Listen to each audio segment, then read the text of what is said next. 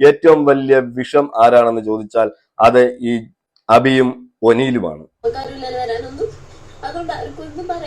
പക്ഷെ ജിസേൽ ഇപ്പോൾ മാറ്റി പറഞ്ഞു. അത് ഞാൻ ഈ ഇന്റൻഷനിലല്ല പറഞ്ഞ, വേറെ ഇന്റൻഷനിലാണ്. ബിഗ് ബോസ് മലയാളം സീസൺ 7 ഇന്നത്തെ ലൈവ് കണ്ടവർക്ക് എല്ലാവർക്കും അറിയാം, ആദില ശരിക്കും എക്സ്പോസ് ആയി. എന്നുവെച്ചാൽ ഇപ്പോൾ പുതിയ നാടകവും തുടങ്ങിയിട്ടുണ്ട്, ഞങ്ങൾക്കാരുമില്ലേ എന്ന്. പക്ഷെ അത് നൂറയാണ് കൂടുതലും അത് പറയുന്നത്. ഞങ്ങൾക്ക് വീട്ടുകാരില്ല എന്നൊക്കെ പറയുന്നുണ്ട്.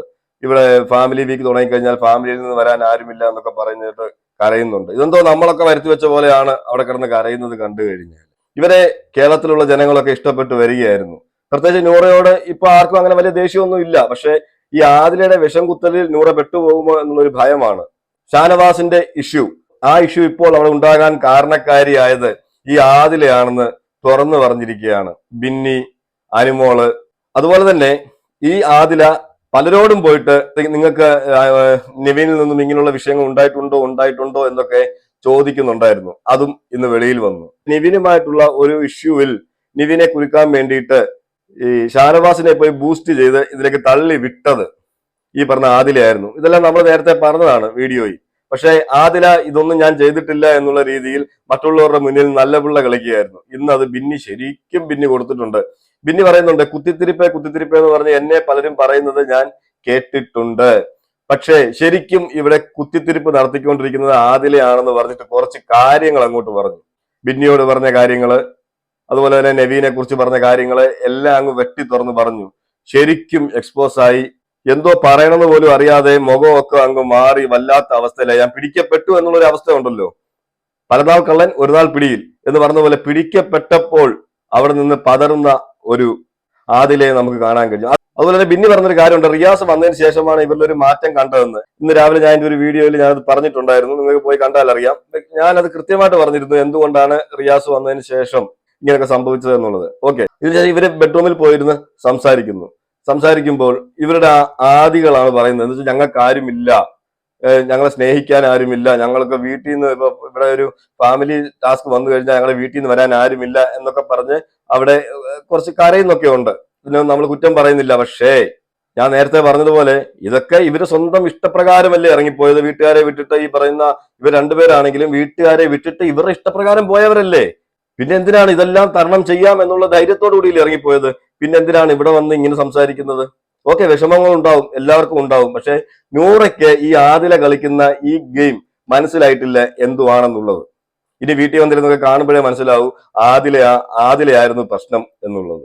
എനിക്ക് ഇത്രയും ദിവസം കണ്ടതിൽ നിന്ന് എനിക്ക് മനസ്സിലാകുന്നത് ഈ ആദിലയുടെ കുരുക്കിൽപ്പെട്ടതാണ് ഈ നൂറ എന്നുള്ളതാണ്. നൂറ ഏകദേശം ഈ നൂറയും ആദിലയും തമ്മിൽ ആടിന്റെയും വ്യത്യാസമുണ്ട് സ്വഭാവത്തിൽ തന്നെ. പക്ഷെ ഈ ആദില കാരണം നെഗറ്റീവ് ആയിക്കൊണ്ടിരിക്കുന്നത് ഇപ്പോൾ നൂറയും കൂടിയാണ്. ഈ റിയാസ് വന്ന് കുത്തിവെച്ച വിഷം അത് കുറച്ച് ഇഞ്ചക്ട് ചെയ്ത് നൂറയിലേക്കും കൊടുത്തിട്ടുണ്ട്. എന്തായാലും ഇവർ ആ ബെഡ്റൂമിൽ വന്ന് സംസാരിക്കുന്നത് ഇങ്ങനെയുള്ള കാര്യങ്ങളാണ്. നമുക്കാരുമില്ല, ഫാമിലി ടാസ്ക് വന്നു കഴിഞ്ഞാൽ ഇവിടെ ആരും വരാനില്ല എന്നൊക്കെ. നിങ്ങളെ ഒരുപാട് പേര് ഇഷ്ടപ്പെട്ടിരുന്നു ഒരു ടാസ്ക് വരുന്നത് വരെ.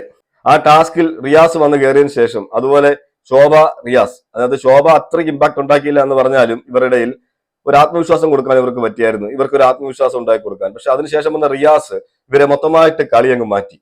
ഈ ഗെയിം ചേഞ്ചർ എന്ന് പറഞ്ഞു വരുന്ന റിയാസ് ശരിക്കും ഗെയിം ചേഞ്ചർ ആയി എന്ന് വെച്ചാൽ ഇവരുടെ കാര്യത്തിൽ. നല്ല കളിച്ചുകൊണ്ടിരുന്ന ആദിലയെ എക്സ്പോസ് ചെയ്യിക്കാൻ റിയാസിനെ കൊണ്ട് കഴിഞ്ഞു എന്നുള്ളതാണ്. റിയാസ് പലരെയും എക്സ്പോസ് ചെയ്യിക്കാനാണ് അവിടെ വന്നത്. അതുകൊണ്ട് എന്തായാലും റിയാസിന് സന്തോഷിക്കാം, ആദില എക്സ്പോസ് ആയിട്ടുണ്ട്. ഇപ്പോൾ പലരും ഞാൻ കണ്ടായിരുന്നു വീഡിയോ ഒക്കെ ഇട്ടേക്കുന്ന, ആദില കരയുന്നു, പൊട്ടിക്കരയുന്നു, ഞങ്ങൾക്കാരുമില്ലേ എന്ന് പറഞ്ഞിട്ട്. എനിക്കിപ്പോൾ മനസ്സിലാവുന്നത് ആദിലയ്ക്ക് ഒരു പേടി വന്ന് തട്ടിയിട്ടുണ്ട്, ഞാൻ പുറത്തു പോകുമോ എന്നുള്ളത്. ആ ഒരു പേടിയുടെ മേലിൽ ഒരു സഹതാപം ഉണ്ടാക്കിയെടുക്കാൻ ചെയ്യുന്ന ആദിലയുടെ നാടകമായിട്ടാണ് എനിക്ക് തോന്നിയത്. പക്ഷെ ഇതിൽ ഞാൻ പറഞ്ഞല്ലോ, നൂറയ്ക്ക് ആദില കളിച്ച ഗെയിം ഇതുവരെ മനസ്സിലായിട്ടില്ല എന്തുവാണെന്നുള്ളത്. പക്ഷെ ആദില തുള്ളുമ്പോൾ നൂറയ്ക്ക് അതിന്റെ കൂടെ തുള്ളിയേ പറ്റൂ. അപ്പൊ ആദില നെഗറ്റീവ് ആകുമ്പോൾ ഓട്ടോമാറ്റിക് ആയിട്ട് അതിന്റെ ഒരു ഭാഗം പറ്റാൻ നൂറ എന്തായാലും കൂടെ കാണും എന്നുള്ളതാണ്. എന്തായാലും നമുക്ക് അവര് സംസാരിച്ചൊന്ന് കേൾക്കാം.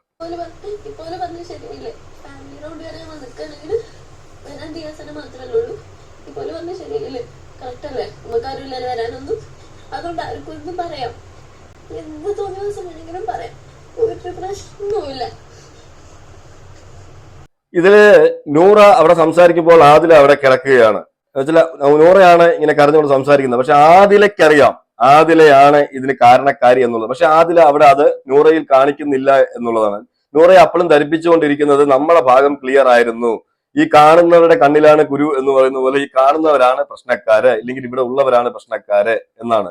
പക്ഷെ കൃത്യമായിട്ടും വ്യക്തമായിട്ടും നമുക്കറിയാം അവിടെ ഈ ഷാനവാസിന്റെ ഇഷ്യൂ എടുത്തിട്ട് ഇത്രയും വിഷയമാക്കാൻ ഷാനവാസിനെ തള്ളി വിട്ടത്, ഈ നെവിന്റെ ഷാനവാസിന്റെ വിഷയം ഇത്രയും എക്സ്പോസ് ആകാൻ കാര്യം ഈ പറയുന്ന ആദില തന്നെയായിരുന്നു. ആദില എന്നിട്ട് ഒളിച്ചിരിക്കുകയായിരുന്നു, ഇന്ന് പിടിക്കപ്പെട്ടു. ആ പിടിക്കപ്പെട്ടപ്പോൾ ഉള്ള ഫ്രസ്ട്രേഷൻ, പിടിക്കപ്പെട്ടപ്പോൾ ഉള്ള നാടകം, അതായിട്ട് തന്നെയാണ് എനിക്ക് തോന്നുന്നത്. പക്കാ നാടകം, ആദിലയുടെ പക്കാ നാടകം, അതിൽ വീണു പോകുന്ന നൂറ.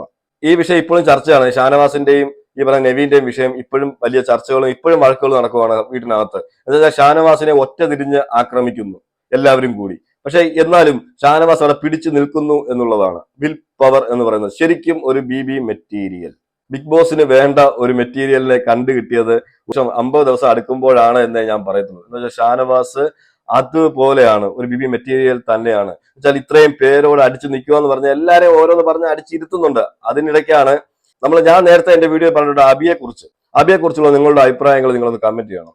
ഓക്കെ, അബിക്ക് എല്ലാവരും ഒരു പരിഗണന കൊടുത്തിരുന്നു, കാല് വയ്യാത്ത ഒരാളാണ്, പാവം പിടിച്ചവനാണെന്ന്. പക്ഷെ ആ വീട്ടിലെ ഏറ്റവും വലിയ വിഷമാണ്, ഞാൻ നേരത്തെ എന്റെ വീഡിയോയിൽ ഞാൻ പറഞ്ഞിട്ടുണ്ട്, ഏറ്റവും വലിയ വിഷം ആരാണെന്ന് ചോദിച്ചാൽ അത് ഈ അബിയും ഒനീലുമാണ്. ഇവര് തമ്മിൽ വിചാരിച്ചുകൊണ്ടിരിക്കുന്ന ഇവർ രണ്ടുമാണ് പ്ലാൻ ചെയ്യുന്നത്, ഇവർ രണ്ടുമാണ് വലിയ ഗെയിമർ. വെളിയിലൊക്കെ ഒനീലിനും ഇഷ്ടമില്ലാത്തവരാണ് അപ്പുറത്തെ സൈഡെങ്കിൽ അവരുടെ ഭാഗത്ത് ശരിയുണ്ടോ തെറ്റുണ്ടോ എന്നൊന്നും നോക്കത്തില്ല. ആ ആളിനെ കോർണർ ചെയ്യാൻ വേണ്ടി മറ്റുള്ളവരുടെ കൂടെ ചേർന്ന് നമുക്ക് കാണാം. എന്നിട്ട് ഇവർ ഒന്ന് പറയും ഇവരുടെ ന്യായങ്ങൾ നിർത്തും, അവർ മൈൻഡ് ഗെയിമർ ആണെന്നുള്ള രീതിയിൽ. എനിക്ക് അങ്ങനെയാണ് തോന്നിയിട്ടുള്ളത്. നിങ്ങളുടെ അഭിപ്രായങ്ങൾ നിങ്ങൾ കമന്റ് ചെയ്യണം. അപ്പൊ എന്തായാലും നമുക്ക് നാളെ അറിയാൻ പറ്റും എന്താണ് ലാലേട്ടൻ വന്നിട്ട് ഇതിനകത്തൊരു തീരുമാനം ഉണ്ടാക്കാൻ പോകുന്നതെന്ന്, ഈ നെവിന്റെയും ഷാനവാസിന്റെയും വിഷയം. ഞാൻ ഇപ്പോഴും ഷാനവാസ് പറയുന്നതിൽ ഉറച്ചു നിൽക്കുന്ന ആളാണ് ഞാൻ. ഇതുവരെയും ഷാനവാസ് ആ സ്റ്റേറ്റ്മെന്റ് മാറ്റി പറഞ്ഞിട്ടുമില്ല. ഷാനവാസ് ഒരുപാട് കാര്യങ്ങൾ അതിന് മുമ്പ് പറഞ്ഞിട്ടുള്ളത് ഞാൻ കേട്ടിട്ടുള്ളത് കൊണ്ടും ലൈവ് കാണുന്നത് കൊണ്ട് ഞാൻ ലൈവിൽ പറയുന്നത് കേട്ടിട്ടുണ്ട്. അതുപോലെ ജിസേലിനോട് പറഞ്ഞത്, ജിസേൽ ഇന്ന് പറയുന്നുണ്ട് ഞാനത് വേറെ ഇന്റൻഷനിലാണ് പറഞ്ഞത്. ഈ ജിസേല് പോയിട്ട് ഈ ഷാനവാസിനോട് പറഞ്ഞിട്ടുണ്ട്, ആര്യൻ പറഞ്ഞിട്ടുണ്ട് എന്നോട് എനിക്ക് അവന്റെ ആ ഒരു ചേഷ്ടകളൊന്നും ഇഷ്ടമല്ല, അവൻ വന്ന് എന്നെ ഇങ്ങനെ ടച്ച് ചെയ്യുന്നതൊന്നും എനിക്ക് ഇഷ്ടമില്ല എന്നുള്ളത്. അത് ഞാനും കേട്ടതാണ്. ഒരു ദിവസം വൈകുന്നേരമാണ്, രാത്രിയാണ് ലൈവില് അവര് ഈ ബിഗ് ബോസ് ഹൗസിന്റെ എന്ന് വെച്ചാൽ ഈ ക്യാപ്റ്റൻസി ടാസ്ക് ഒക്കെ നടക്കുന്ന സ്ഥലമില്ലേ, അവിടെ പോയി നിൽക്കുമ്പോഴാണ് ഈ സംസാരം നടക്കുന്നത്. ആ സമയത്ത് ഈ പറഞ്ഞ ജിസേല് പറഞ്ഞിരുന്നു. പക്ഷെ ജിസേൽ ഇപ്പോൾ മാറ്റി പറഞ്ഞു, അത് ഞാൻ ഈ ഇന്റൻഷനിലല്ല പറഞ്ഞ വേറെ ഇന്റൻഷനിലാണ് എന്നുള്ള രീതിയിലാണ് പറയുന്നത്. ആര്യൻ അവിടെ പറഞ്ഞിട്ടുണ്ട് എനിക്ക് അവന്റെ ടച്ചിങ് ഒന്നും, എനിക്ക് നിവിൻ വന്ന് ടച്ച് ചെയ്യുന്നൊന്നും എനിക്ക് ഇഷ്ടപ്പെടുന്നില്ല എന്നുള്ളത് ജിസേലിനോട് പറഞ്ഞിട്ടുണ്ട്. ജിസേൽ അത് ഈ പറയുന്ന ഷാനവാസിനോട് പറഞ്ഞിട്ടുമുണ്ട്. ഷാനവാസ് ഇന്ന് അതും എടുത്തു പറഞ്ഞു. അങ്ങനെ ഒരുപാട് പേരുടെ മുഖംമൂടികൾ ഇന്ന് അഴിഞ്ഞു വീണു. പക്ഷേ ഇപ്പോഴും കുറ്റക്കാർ, വീട്ടുകാരുടെ മുന്നിൽ കുറ്റക്കാരൻ ഷാനവാസ് ആണ്. അതങ്ങനെയാണല്ലോ, ഒരാളെ കോർണർ ചെയ്യാൻ കിട്ടിക്കഴിഞ്ഞാൽ അവരുടെ ഭാഗത്താണല്ലോ അവരെല്ലാം നിൽക്കുന്നത്. ന്യായവും അന്യായവും ഒന്നും നോക്കത്തില്ലല്ലോ. അപ്പം എന്തായാലും ഞാൻ നേരത്തെ പറഞ്ഞതുപോലെ ഞാൻ ഷാനവാസിനൊപ്പമാണ്. എന്തായാലും ഇനി നാളെ ലാലേട്ടൻ വന്നിട്ട് ഇനി ഷാനവാസിനെ എടുത്തിട്ട് കുറയുമെന്ന് എനിക്ക് അറിയത്തില്ല. കാരണം അവരുടെ ഈ ഷോയെ ബാധിക്കുന്ന കാര്യമാണ് ഇതൊക്കെ. എന്നുവെച്ചാൽ ഷോയിൽ ഇങ്ങനെയൊക്കെയാണ് നടക്കുന്നതെന്ന് അവർക്ക് സമ്മതിക്കാൻ പറ്റത്തില്ല. അപ്പൊ ഇത് മിക്കവാറും ഇവർ രണ്ടുപേരെയും ഒന്ന് ഒത്തുതീർപ്പിലോട്ട് കൊണ്ടുപോകാൻ വേണ്ടി മാത്രമേ ശ്രമിക്കത്തുള്ളൂ. പക്ഷെ ഒരാളെ മാത്രമായിട്ട് കോർണർ ചെയ്യുവാണെങ്കിൽ, നാളെ ഷാനവാസിനെ മാത്രമായിട്ടാണ് കോർണർ ചെയ്യുന്നത്, അല്ലെങ്കിൽ നവീനെ തഴുകിയിരുത്തുകയാണ് എന്നുണ്ടെങ്കിൽ ഉറപ്പായിട്ടും നമുക്ക് കുറച്ച് കാര്യങ്ങൾ കൂടി കൂടുതൽ പറയേണ്ടി വരും. എന്നുവെച്ചാൽ ലാലേട്ടൻ ഇപ്പോഴും 2 ആഴ്ചയായിട്ട് എയറിലാണ്. നമുക്ക് പ്രൊമോ ഒക്കെ വരുമ്പോൾ വലിയ വലിയ സംഭവമൊക്കെ ആയിട്ടാണ് പ്രൊമോ വരുന്നത്. പക്ഷെ ആ എപ്പിസോഡ് കഴിയുമ്പോഴത്തേക്ക് എയറിലാവുന്നത് ലാലേട്ടനാണ്. ഇപ്പോഴും എയറിൽ തന്നെയാണ്. നാളെ ഇറങ്ങാൻ പറ്റുമോ ഇല്ലയോ എന്നുള്ളത് നമുക്ക് നാളത്തെ എപ്പിസോഡ് കണ്ടാലേ പറയാൻ പറ്റത്തുള്ളൂ. എന്നുവെച്ചാൽ പുള്ളിയുടെ ചില സമയത്തെ സ്റ്റേറ്റ്മെന്റുകളൊന്നും നമുക്ക് അങ്ങോട്ട് ഉൾക്കൊള്ളാൻ കഴിയില്ല. കാരണം അവരുടെ ക്യാമറകൾ കാണാറില്ല, 72 ക്യാമറകൾ കാണാറില്ല, 500 ജോലിക്കാരും കാണാറില്ല, എവിടെയോ ഇരുന്ന് കാണുന്ന ഈ പറഞ്ഞ ലാലേട്ടനും കാണാറില്ല. അങ്ങനെയുള്ളപ്പോൾ ഈ കണ്ട നമുക്ക് പലതും പറയേണ്ടി വരും. അതാണ് ഞാൻ ഉദ്ദേശിച്ചത്. എന്തായാലും ഇതിനെക്കുറിച്ചുള്ള നിങ്ങളുടെ അഭിപ്രായങ്ങൾ നിങ്ങൾ കമന്റ് ചെയ്യുക. മറ്റൊരു വീഡിയോ ആയിട്ട് നമുക്ക് കാണാം.